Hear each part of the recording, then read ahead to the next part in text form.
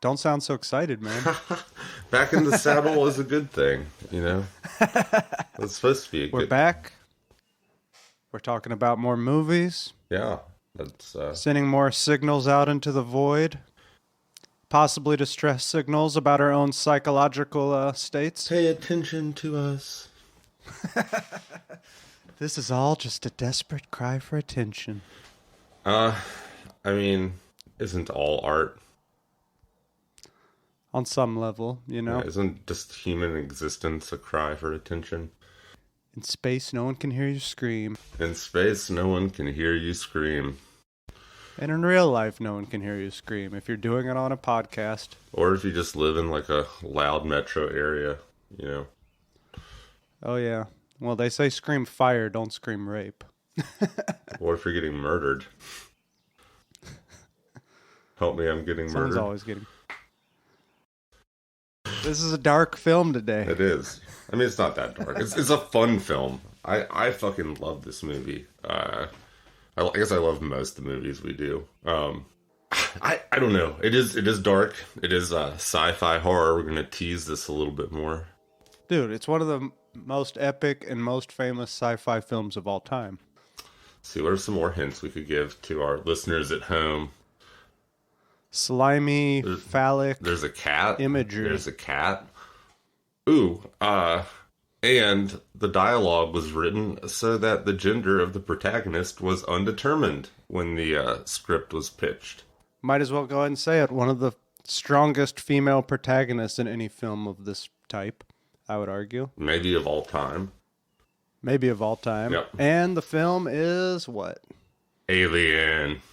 It's Alien. Fuck yes. Fuck yeah. I love this movie. It's crazy that it's taken this long to get to it. It's crazy. I mean, we're slowly making our way through, but this one's highly influential. We had to hit it. It is. I'm going to say, full disclaimer up front, I'm a Predator guy if I have to choose one or the other. What? I know, isn't that fucking unbelievable? But it's also because Predator was my first rated R movie. Okay. And I remember watching it with my dad and one of my best friend's dads and him, like in a cabin, like out on like a hunting trip when we were young.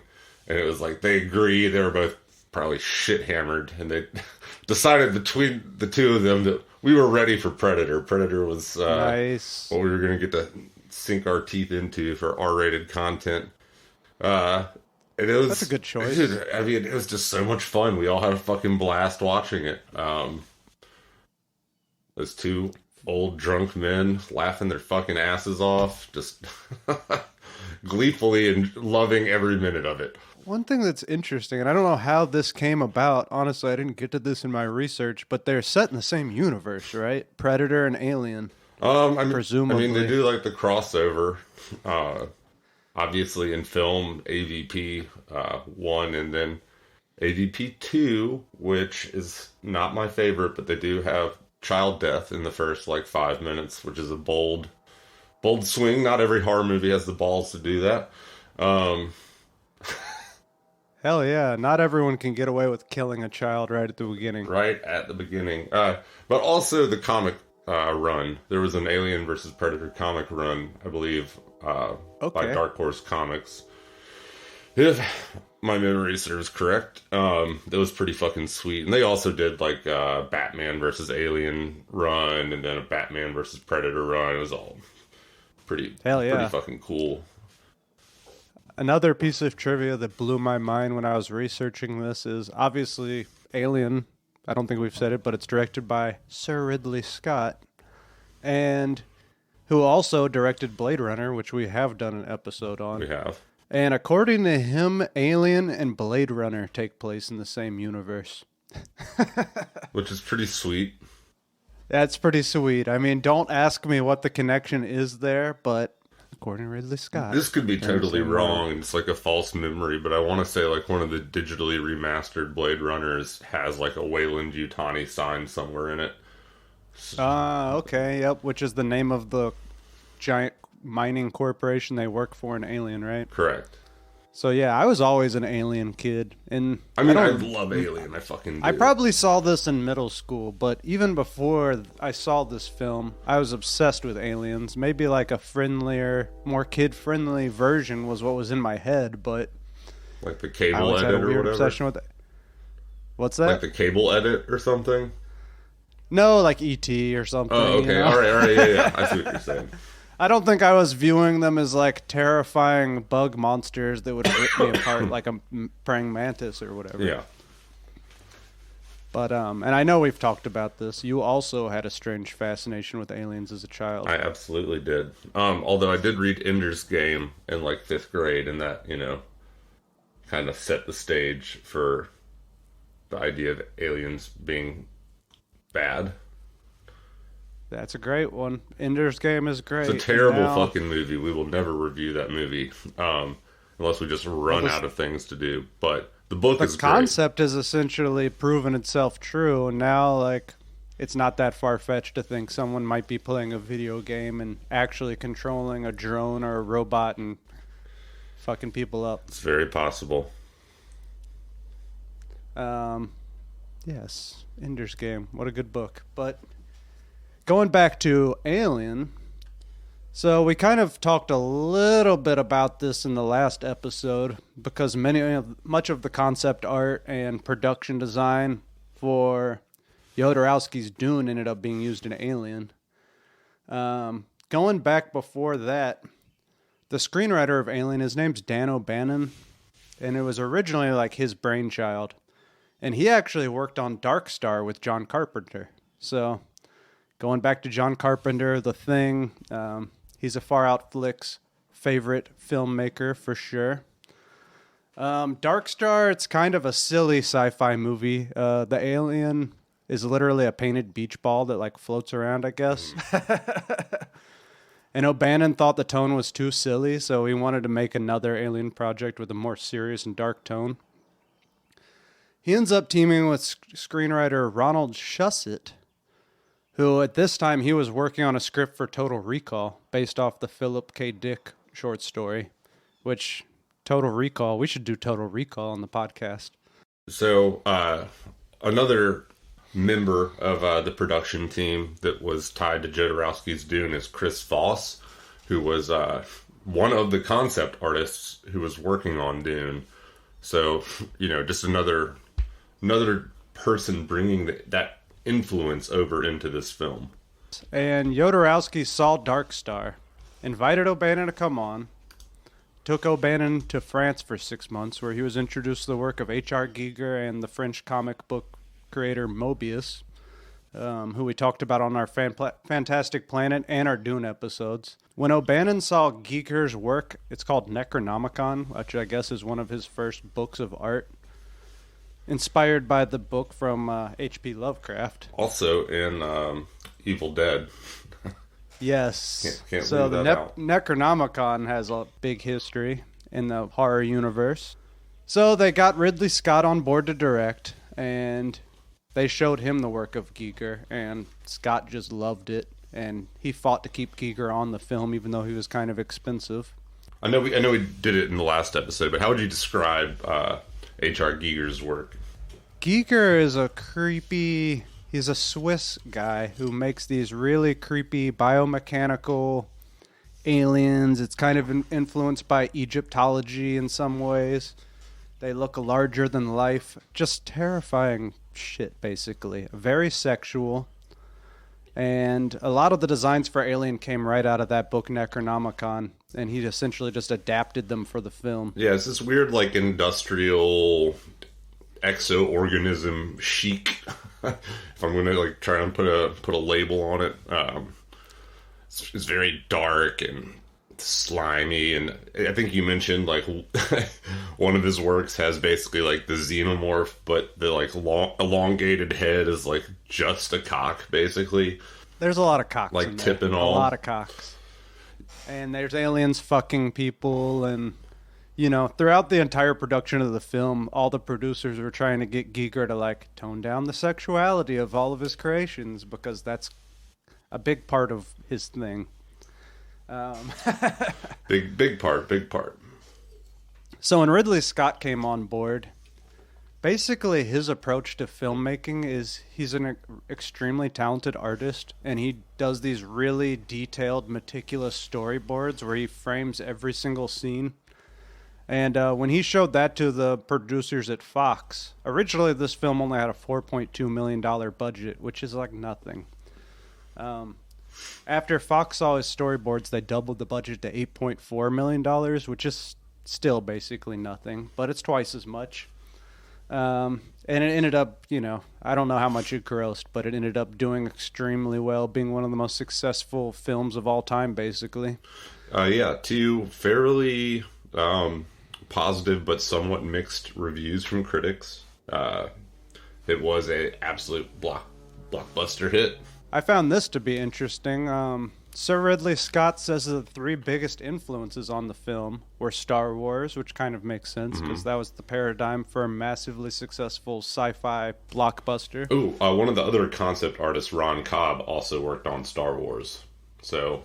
okay. Yeah. And I'm pretty sure that guy was actually working on Star Wars special effects at the same time he was doing this film. Another influence was 2001: A Space Odyssey, which we should also cover that film. Yeah, but kind of that's crazy. An obvious influence with all the AI and the mother and all of that. The Star Child, yeah. And then the final one was Texas Chainsaw Massacre for its more modern approach to horror, which O'Bannon actually forced Ridley Scott and the producers to sit down and watch Texas Chainsaw Massacre. And it ended up basically changing the entire way they approached all the claustrophobic kind of horror scenes. I thought that was fun. It was fun. Did we say when it was released? Or premiered? When was it released? May 25th, 1979, on the opening night of the 4th Seattle International Film Festival. And it released in 70 millimeter at midnight. So, like, if you're at home, just imagine... hopefully you've seen this movie. As always, like, we're going to spoil the fuck out of it. So if you haven't watched it for whatever reason, do it now. But imagine that you're, like, there. And I mean, like, in my mind, there's no work up to that point in time that, like, honestly is that scary that's sci-fi. I can't think of anything else that even holds a candle to this. I mean, I don't know. I love midnight releases. I fucking miss that. Because of COVID, haven't been to one of those in years and years. It's fun, especially a horror movie at midnight, especially one like this. I mean, fuck yeah. No, nothing's as scary as this. Up to this point, all the aliens had been cheesy looking. Mm-hmm. This one really had a realistic, tone. It seemed like this could really happen to you. Mm-hmm. So, the beginning of this movie. It shows a commercial towing ship called the Nostromo, and I guess it's pulling a huge cargo. Yeah, it's like a tug vessel. Right away from the beginning of this film, you're seeing a different side of like a sci-fi future. These are like working class people, which you never got that industrial feel of like what working in a spaceship in the future would really be like before this film. Exactly. It's just like such a, in my mind, strong contrast to like the vessels that we've seen in Star Wars up to that point, which were very, very flashy and, Star Wars, Star Trek. Exactly, Star Trek. You always get a sense that they're kind of upper class almost. Yeah, sleek. So you got the Nostromo. There's 7 people on board who are all cryogenically frozen for the return voyage. Yep. Or in stasis, if you will. To go through a few of the characters, you got the Captain Dallas, played by Tom Skerritt. Warrant Officer Ripley, Sigourney Weaver, who's kind of basically the protagonist. You got the Executive Officer, who's named Kane, who's played by Sir John Hurt. A lot of people in England are getting knighted, apparently. That's just make them all jerking each other off with these knight titles. Everybody's a knight now. Everyone's a knight. You got Veronica Cartwright as Navigator Lambert. Ian Holmes as the Science Officer Ash. And then you have the 2 engineers, Yaphet Kotto, who plays Parker, and Harry Dean Stanton, who plays Brett, who I love Harry Dean Stanton. He's kind of the man. Mm-hmm. And then, while he's not a character, let's just say this before I forget later, the alien is played by Balaji Badejo, who was a 6'10" Nigerian guy.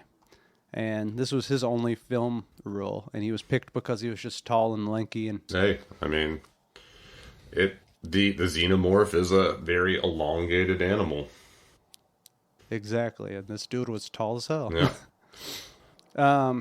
Again, Kane is played by John Hurt, which I just want to point out. John Hurt played John Merrick in the Elephant Man film by David Lynch. Which that's a fun fact. Yeah, there we go.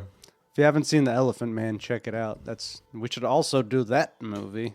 Write it down. That's one of the best movies. That's one of the greatest movies ever made, especially biographical. I like a good biopic. Oh yeah. I guess so. The ship's computer, Mother, which is very reminiscent of Hal from Space Odyssey. I'm sorry, I can't let you do that. Mother detects a distress signal of unknown origin from a nearby moon and wakes up the crew.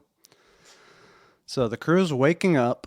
They're kind of being redirected of their mission because they got this distress signal. And I guess it's their company policy that all such distress signals must be investigated. Which honestly sounds like it sounds like corporate industrial work policy writing. That's exactly what it sounds like to me. Like you would have that in a fucking manual somewhere. Some lawyers wrote that in just so they can't be liable. Exactly.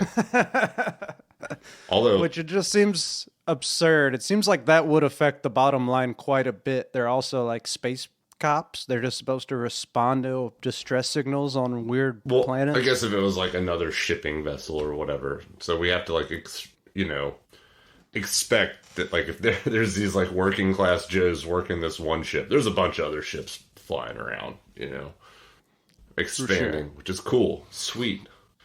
At this point, the navigator, Lambert, mentions they are just outside of the Zeta Reticuli star system, which that's interesting because it would appear to be a nod to the first ever recorded UFO abduction, the abduction of Betty and Barney Hill.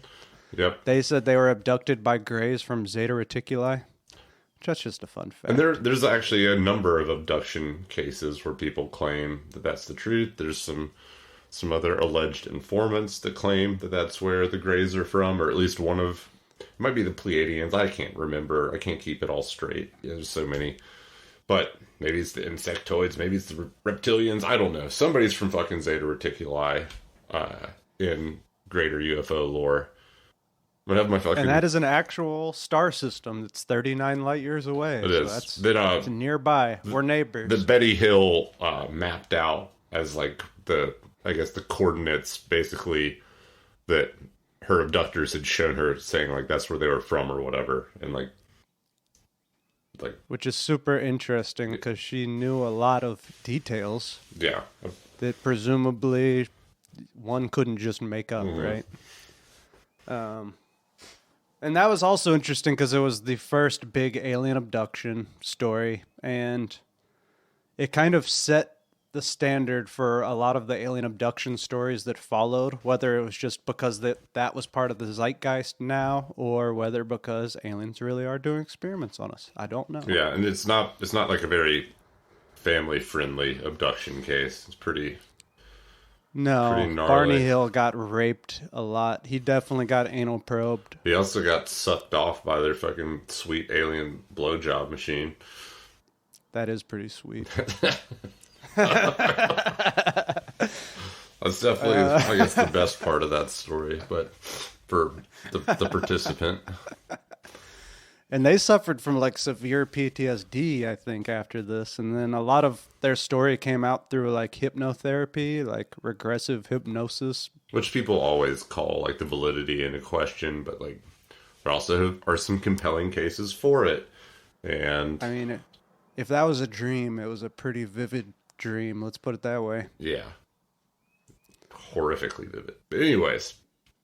So Mother's now redirected the Nostromo to go to this moon where this distress signal is, which that just seems fucking stupid. Yeah. But whatever. That's the premise.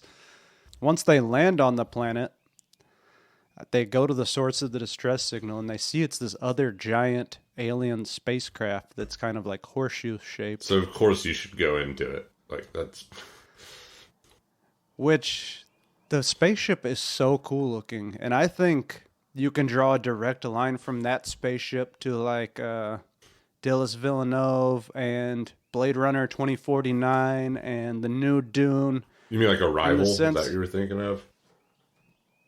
Don't they have fucking big... Also Arrival, yes. But what I'm really thinking of is just the massive scale of this spaceship and how it almost looks like a painting or something. And it just, I don't know. There seems to be a direct through line of that style of visual effect, yeah, you know? These megalithic vessels. Yes, yeah. Megalithic is the right word. So they land on the moon. Dallas, Kane, and Lambert get on their astronaut suits, and they're going to go investigate, which something bad's going to happen to them. So they go inside this alien ship, and the first thing they find is this crazy, like, fossilized skeleton giant humanoid. Yeah, the space jockey. The space jockey. Yeah, I've been waiting to say that. There's so much, like, lore behind some of this stuff in the Alien franchise that I was just overwhelmed. I couldn't tell you much about the space jockeys. You know anything about what's going on there? At one point in time, the answer was yes. I know that there's some stuff that isn't canon anymore. Like that was in some of the comics. In Prometheus, as well as Alien Covenant. It's kind of like these, kind of like art, like Chariot of the Gods, ancient alien kind of theory thing that these beings like spawn life on Earth, and they're just basically like giant, perfect humanoid like beings. They have like black eyes, which is pretty creepy. They kind of look like a Squidward, like the beautiful Squidward face or whatever. The beautiful Squidward. Yeah, the beautiful Squidward is like what they look like. But they're big and powerful. And I won't spoil Prometheus just yet, even though it's the opening fucking scene. But they basically seed life on Earth. Or that's what's implied. So we see them there, and then we see them ever so briefly in Alien Covenant, which is the sequel to Prometheus, which is like a prequel to all the rest of the Alien series. So for sure you can kind of glean what you can there. They don't say a whole hell of a lot about it. They leave a lot, or I guess Ridley Scott leaves a lot up to interpretation. You're left to make your own conclusion. That's definitely like classic Giger art, though. Oh yeah, that whole thing. It's like if H.R. Giger tried to make a giant scaled replica of beautiful Squidward. That's yep. the only way I can describe the space jockeys. But in the space jockey, he's like skeletonized into this. He's like part of like the biomachinery. Yeah, which is very Giger-esque. It's cool, and it looks like he's the navigator of the ship or something almost. He looks like he's in a pilot seat, like looking through a telescope or something. Correct. Hence the name Space Jockey. They also, for the longest time, like he's got this kind of like trunk-esque looking thing that connects to, the biomachinery. It kind of looks like, to me, I always thought it either looked like it was like a captain's seat or it was like a turret gunner or something. Interesting. Was, at least as a kid, I often thought it looked kind of like he was like in a turret, But I want to say some of the earlier depictions in like the comic run showed them as like a truncated species, or at least they still had that like same kind of face attachment on. Okay. As opposed to having the more human-esque facial features that we see in Prometheus. Very interesting. Yeah. Yeah, so there's some things going on there. They don't explain it in the movie, but it's creepy. It sets a tone for the inside of this spaceship. So they're wandering around the spacecraft. Kane goes into this other chamber that's just full of these weird alien egg pod things. And of course, what does he do? He starts touching shit, Yeah. which is never what you're supposed to do in this situation. Especially with egg pods, dude. Like, that to me is just a like get the fuck out of there situation there. Yeah. Why are you gonna touch that? Don't touch that. And it starts moving, and then he pokes it, and what happens? Exactly what you'd expect to happen. It bursts open, and an alien, little baby alien, shoots up and attaches to his helmet. It's like the larval stage, basically. These things are called facehuggers. It looks like two human hands is like it's like feet, kind of like a fucking I don't know scorpion maybe, but then it's got this long tail that it uses to like once it attaches to your face, like the hands wrap around your fucking face, the hand claw things. It wraps its tail around your throat, and it fucks the inside of your throat and plants, a little gestating organism inside your fucking stomach or whatever. And if you like try to cut it off or get rid of it, it just like tightens its grip on the throat to like strangulate it. Yes, it's this one thing that's confusing about these little fuckers is, as you said, it's like the larval stage, yet it also like lays eggs for the next. It's almost like these organisms, they don't just have two, it's not like just life stages. Like the first organism lays the egg for the real organism, and then the first organism dies or something. Yeah, it's like it's real weird. It doesn't just grow. It's like a they're almost two different species. Almost right? like it's a bioengineered weapon or something. Very interesting. Very interesting. But we'll get back to planting eggs inside stomachs here shortly. We'll get back to the face hugger. But so yeah, he fucking latches onto Kane, and that's terrifying. Yeah, it's a very scary scene. The facehuggers are very, very important and iconic to the alien lore at large. Like they're in every fucking alien movie. They're as you said, it's an integral part of the xenomorph coming to be, which is pretty horrifying. Like a gestating organism inside of you. Fuck yes, it's terrifying. It's like that Animal Planet show, Monsters Inside of Me. Have you ever seen that? Yep. That's the shit of nightmares. This is worse. This is body horror almost on another level, like the thought of a monster growing inside of you. Yeah, I mean, it also, like... Yeah, we'll come back to that. We'll come back. And maybe, like, if we ever do Aliens, we can talk more at length about that. The kink that I think that like, fucking idea has spawned into. Not to kink shame, but just to acknowledge that it exists. And I feel like Aliens had a big fucking hand in it becoming a thing. I almost feel like I don't even want to know what you're talking about. I'm talking about forced alien impregnation porn. Oh, nice. That's a thing. Certainly in the anime or hentai communities.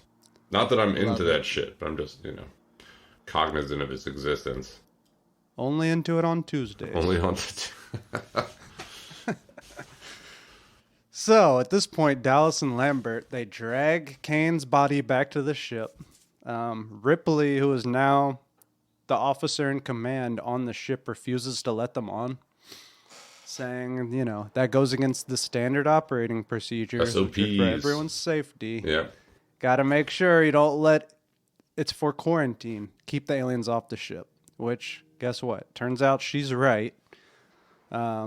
Basically, Ash, who's a fucking dickhead, he overrides her decision and lets them in and opens the hatch. Mm-hmm.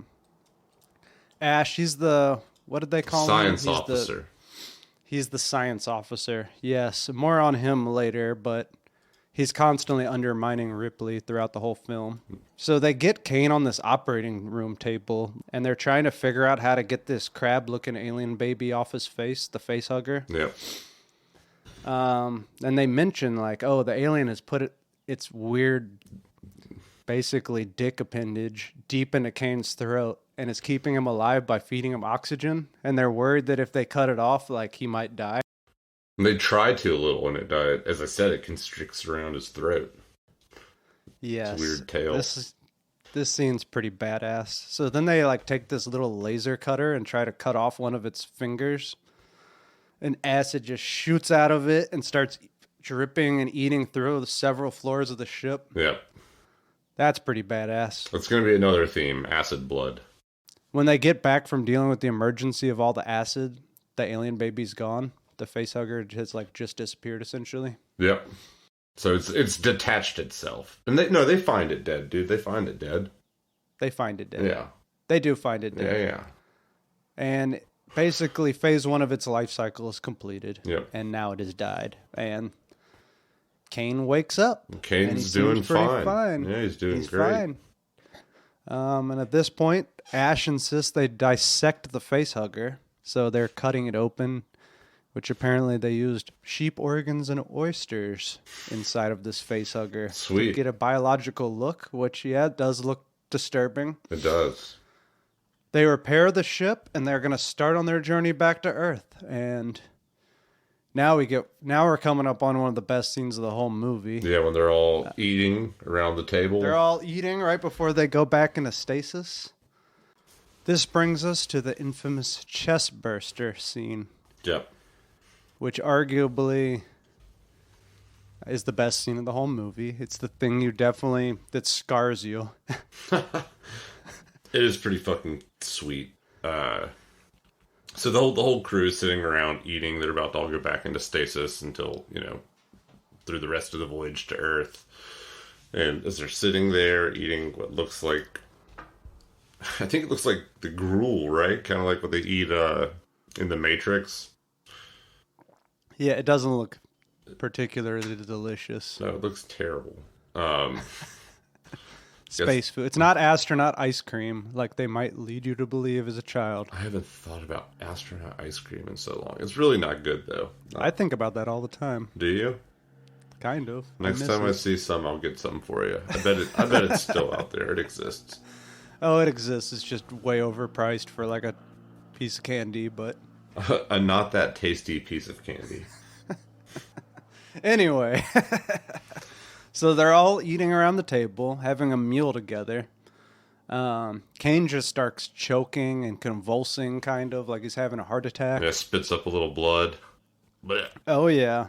And then he falls back on the table, and he's just shaking around, and this is when the alien that's been gestating inside of him bursts out of his chest. Yep. Hence the name, chestburster. It's just like if you're familiar, it's the baby xenomorph. It's the baby xenomorph, and it is terrifying. So stage 1 of its second phase life cycle. And when this thing busts out, blood goes everywhere. And I guess they had done such a good job of keeping all the cast and crew like away from this scene and the way they were setting it up that it was like truly a surprise. Like everyone was actually horrified. And I think I even saw quotes from some of the cast thing. They thought Kane had actually like died, like something malfunctioned with the special effects. So it's true awesome. Horror on their faces, true horror. Yeah. And blood just shoots on everybody. It's awesome. It's a great scene. So this little fucking gremlin thing. This dick gremlin. Dude, someone should have just punched it right in the face the second it came out, man. Dude, yeah, they should have got their hands on it and ripped it to pieces. Like the primal apes that we are as humans. It does have little piranha teeth, though. That thing looks like it could tear some flesh. I mean, it'll probably eat through somebody's hand, but then everybody else gets it, and you just grab a limb and rip, That thing just like scurries across the table and disappears, basically, right? Scurries away into the ship. And I have to just mention this. The movie Spaceballs. Yeah. You've seen that one, right? Of course. they make fun of this scene, and they actually have the same actor, Sir John Hurt, playing Kane again. Hilarious. And the thing busts out of his chest. He's just like, oh no, not again. And then it starts doing the frog with the top hat, like dancing song. Hello, my baby. Yeah. Hello, my honey. Hello, my ragtime gal. Yep. It's just. What's that? Is that the fox frog? 20th century fox frog? Yeah. I believe so. Yeah. Yep. Classic scene.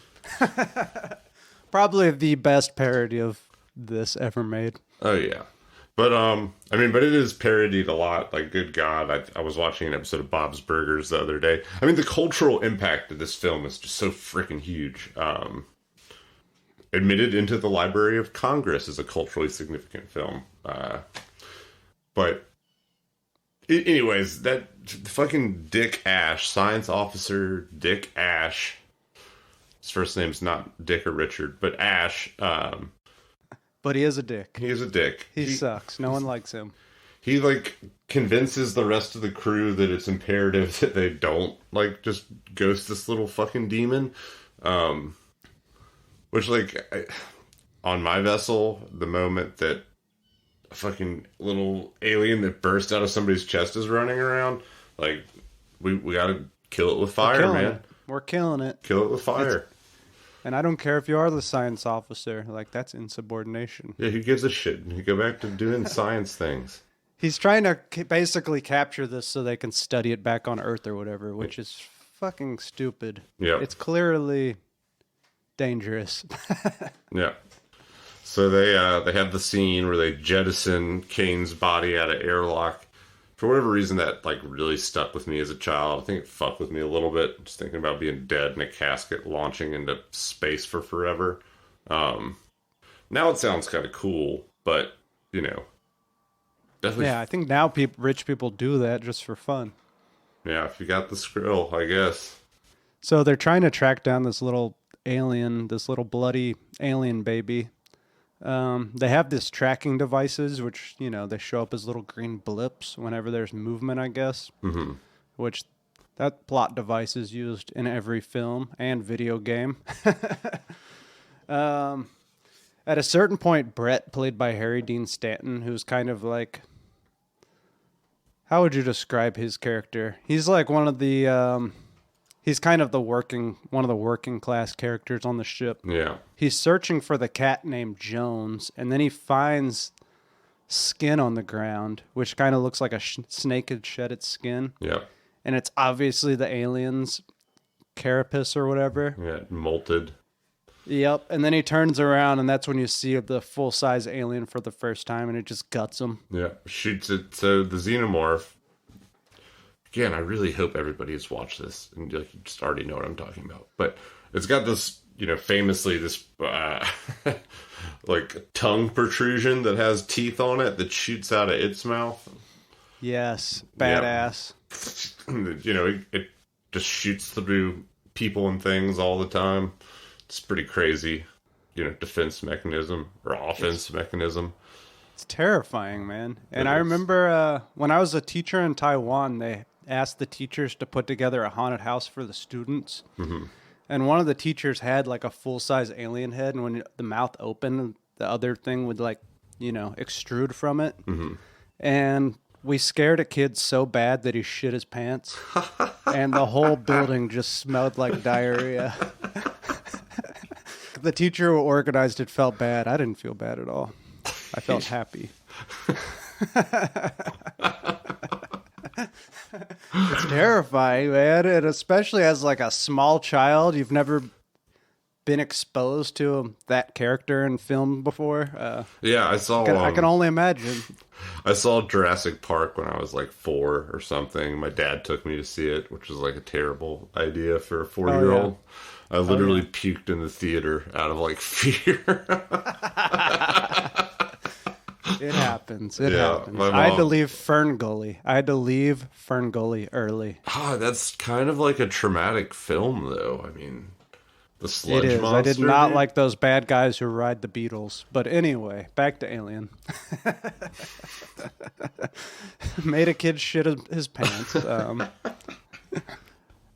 You know that kid will never forget that. Like, that's... Dude, I'll never forget that. It was hilarious. Anyway. I'm not arguing with you. I do think it's hilarious also, but... Poor little bastard.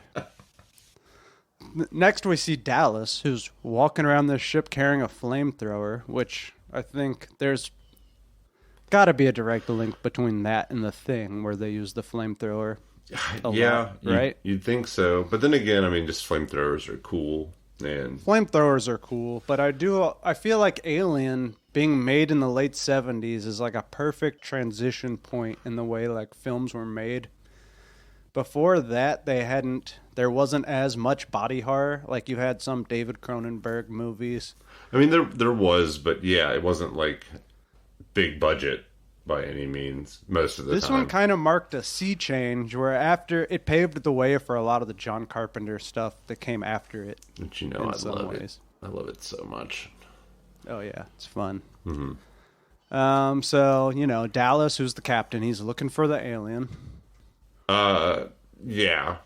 I mean, he tries to force the alien into airlock, but it outwits him, and we don't see the death on screen, but like, you know, he gets got. We see him later. He comes back later. You're right. We don't see his death on screen at that moment. Ripley starts arguing with Ash because she's trying to take control of the ship and like figure out what the fuck's going on. When she logs in, she finds that Ash has essentially reprogrammed their mission parameters. And instead of like their original mission, space mining, get the cargo back, now their mission that's programmed into Mother is to bring back this alien life form for study. And it says that this is to supersede every other mission objective and that the crew is expendable if that's what it takes. Yep. So at this point, she's like, what the fuck is going on? And Ash actually attacks her. Yeah, he chokes the shit out of her. This is a crazy scene. He like pushes her on her back and tries to stuff a rolled up newspaper down her throat, which is kind of pretty fucking sexual intense. And symbolic in a way. Yeah, indeed. They're real big on throat fucking in this movie.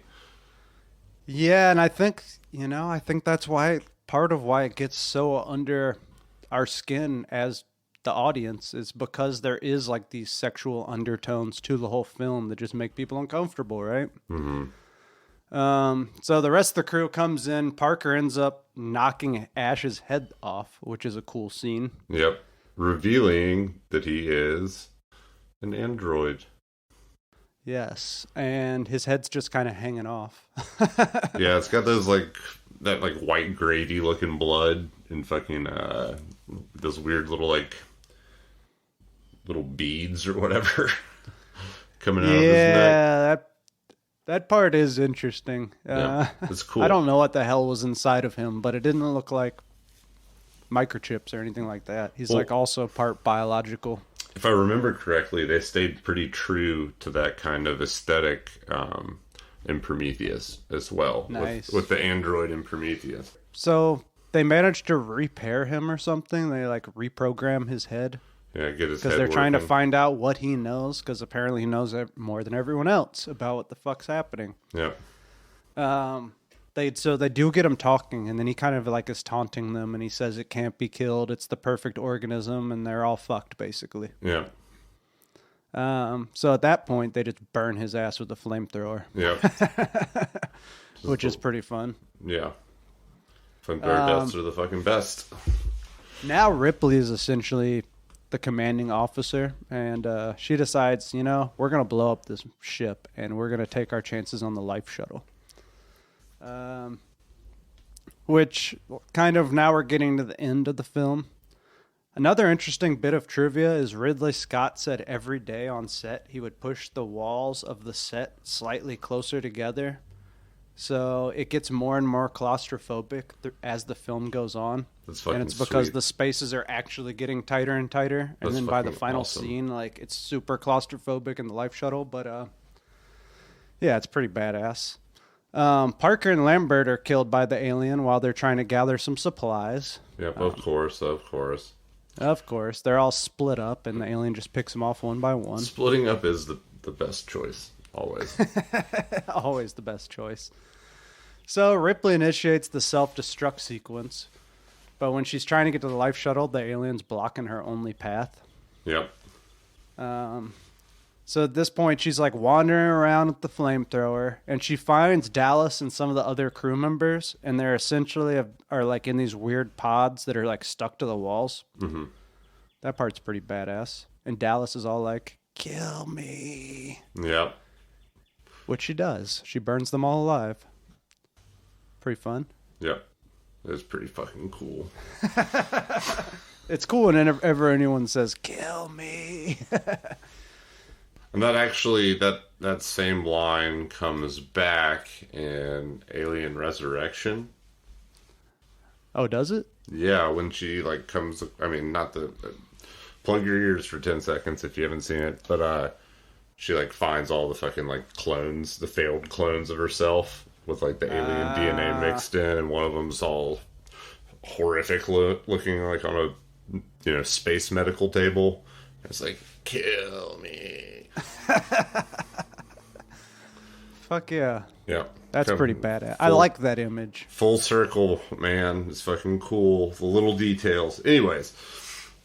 I definitely enjoy that part. Yeah. So she kills Dallas. She kills Dallas. She can't make it to the life shuttle, so she tries to abort the self-destruct, but that's unsuccessful. Yeah, alien gets in the way. She manages to get on the life shuttle. She thinks she's fine.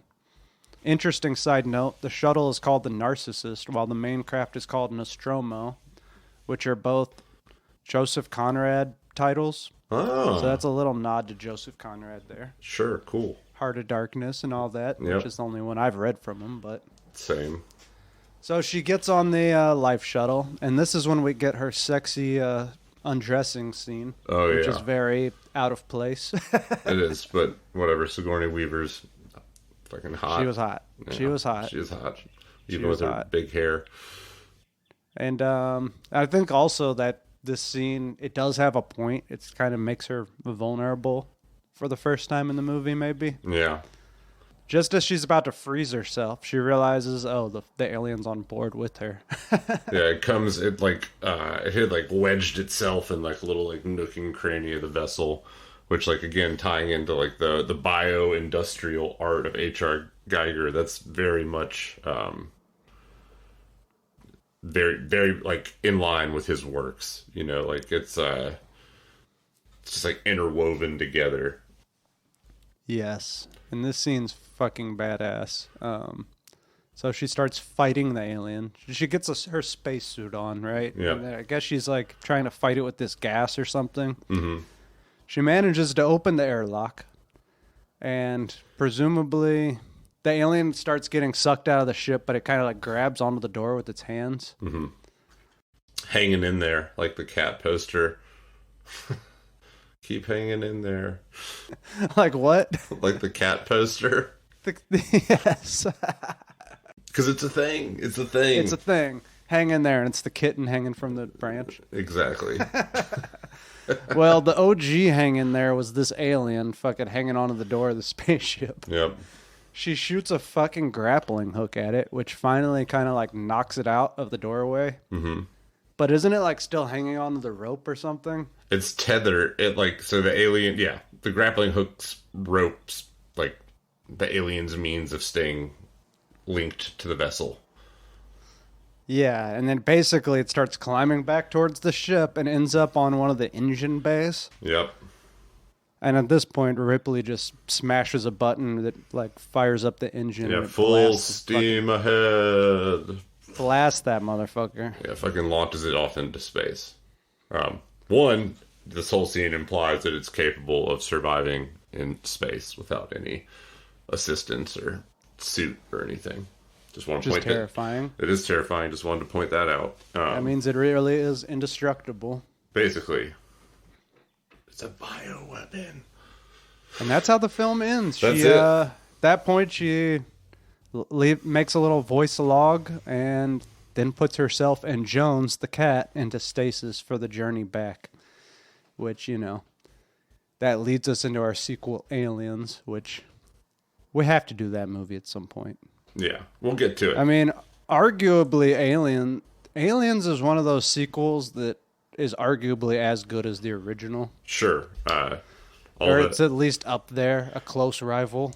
I mean, they're very different films. Directed James Cameron. Yes, James Cameron. So that kind of started his whole career. Well, and it's in typical James Cameron form, swung it to be more of a blockbuster film. Like, there's much more elements of action. It's overall a much more brightly lit set in a much larger environment. And bigger budget. And bigger budget with more, as the title suggests, more aliens. $8.4 million is not a lot. No. And really, the alien itself, if you get the part of the reason the film's so dark is because if they turned on all the lights, it would look like shit. Yeah. You know what I mean? It kind of is a rubbery looking costume with a guy in it. They use the alien to great effect by not showing it directly a lot. It's like, in a dark bar, everyone looks a little better.